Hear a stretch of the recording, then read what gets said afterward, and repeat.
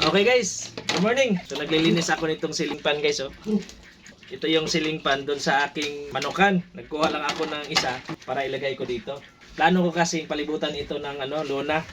Although may net na ito nakapalibot, ako lang nakakapasok dahil may net naman nakapalibot dito sa akin lagayan ng Mama Pig. Lagyan ko ng luna tapos lagyan ko ng ceiling fan dito kasi tumaas na naman yung kaso ng ESF dito sa Cebu. Kaya todo ingat tayo, no? Dahil alam nyo na, nung nakaraang taon kasi, namatayan din ako ng mga inahing baboy. Mayroon pa nga isang linggo na lang, manganganak na eh. Tapos nadali pa ng sakit guys. Sana wag na mangyari, ano? Sayang kasi.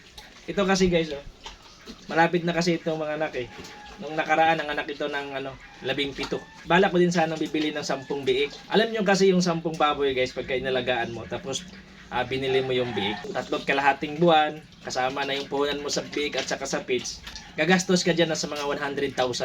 Kasama yung puhunan mo sa biik. 4,500 yung biik dito hanggang 5,000 yung isang biik dito sa amin. Gusto ko sanang bibili, pupuntahan na nga sana ako eh.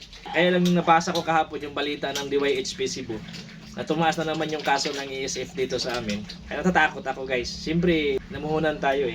Importante talaga sa lahat ng ating ginagawa, lalo na sa paghahanap buhay. Lagi tayong mananalangin sa Panginoon. Hingi tayo ng awa sa Kanya. Wala naman tayong magagawa kung hindi tayo kaawaan ng Panginoon eh. Yan kaano natin kasipag. Tuloy-tuloy lang po tayo guys sa ating paghanap buhay. Manalo, matalo, tuloy-tuloy tayo. Sabi nga eh, ang umaayaw ay hindi magwawagi. Ano?